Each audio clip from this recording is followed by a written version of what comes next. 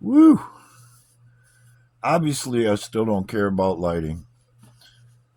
Camera angles are not my thing, but I will cover up that mess for you because even I don't want to look at that.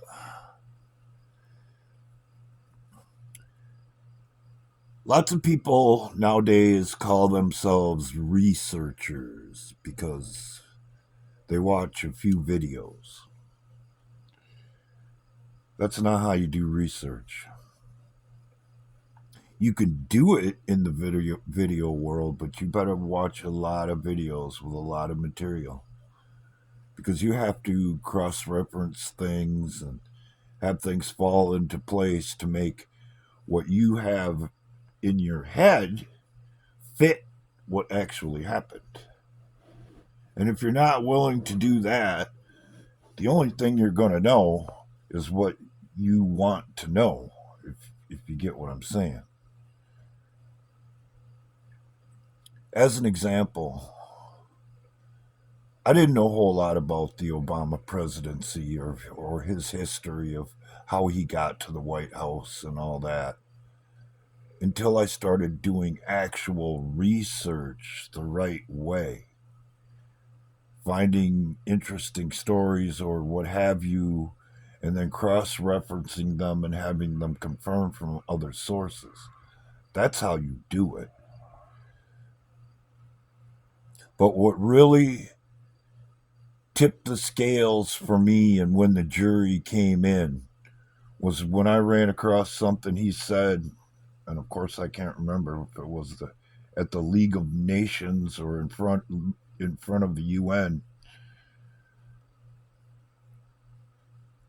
People are too small minded to govern their own affairs.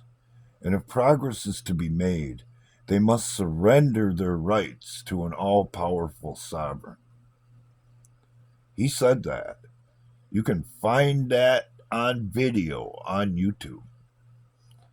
Does that sound like something an American president should be saying out in public if he's taken the oath to protect and serve the Constitution?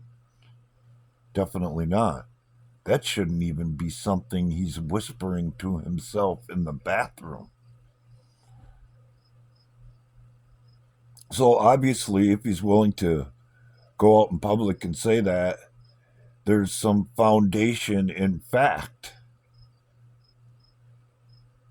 Because what's to gain by an American president saying something like that? There's nothing to gain, at least wise not within our system. But if there's something else going on, it makes perfect sense. If he's already thrown his hat in the ring with the people who think that way, that makes perfect sense. And if he does feel that way, it makes perfect sense that he would blame Donald Trump for being a Russian agent, doesn't it? Because just that statement alone is seditious to our Constitution. And instituting policies to make it possible or have a system available where people had to surrender their rights to an all powerful sovereign, that, ladies and gentlemen, is treason. And if you add up all the parts and pieces that get us to where we are today, it sure does explain a lot, up to and including what happened in the 2020 election, the pandemic, and all the things they tried to do to Donald Trump. As a mechanic, one of the things I used to enjoy the most was coming on the scene of somebody where somebody had screwed up a job, and I could show off all of these years of experience from doing this crap and make them look like a complete and total idiot, sometimes in front of their customer. I don't enjoy that so much anymore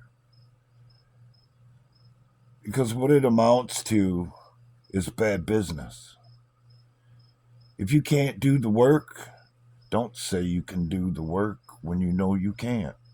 If you don't know what's wrong with whatever mechanical aspect, be it politics or auto repair, keep your damn mouth shut. It'd do a lot better in the long run for everybody involved. Because sooner or later, just like Obama is going to find out, and his supporters who threw their hat in the ring with him, it's all going to blow back on you. It's going to come out. Hell, it's coming out. And the train has left the station. And if Donald Trump's the man that he has all stood in front of us behind a podium on the election trail and all that over all these years, if he's even half the man he said he is and wants to live up to it, this is a done deal. The sad part about it is, and I kind of feel bad, you all deserve it in a way, but I kind of feel bad for the Democrat supporters because they're just not bright enough, I guess, to grasp the concept that it always starts with I'm here to help you. Anybody looking to take advantage of anybody has always said, oh no, I'm on your side. I'm here to help you. When they're really angling to take from you everything you have.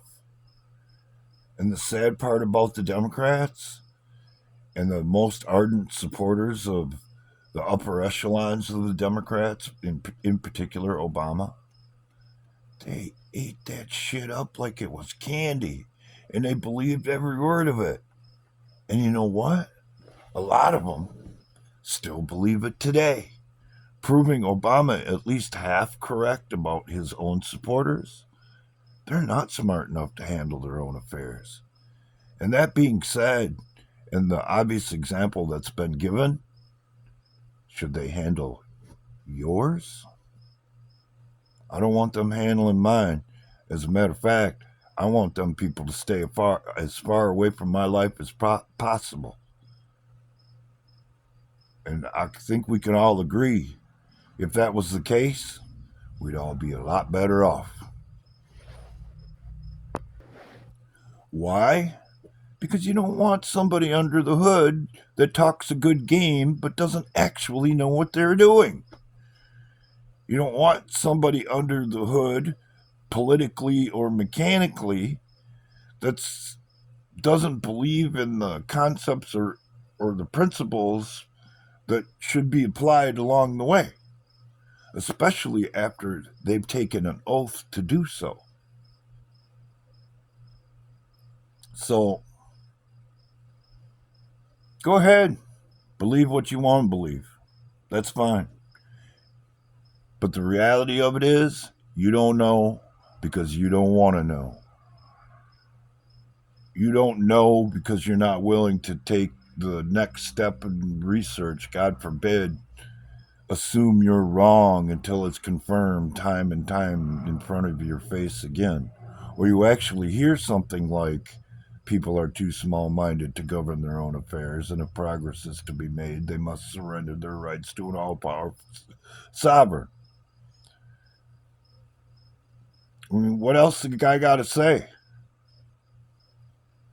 What else has he got to do to prove to you that it ain't about his oath? It ain't about your rights. It ain't about our Constitution.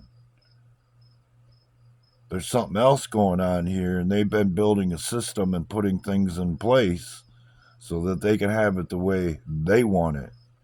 Because you're not smart enough to figure it out on your own.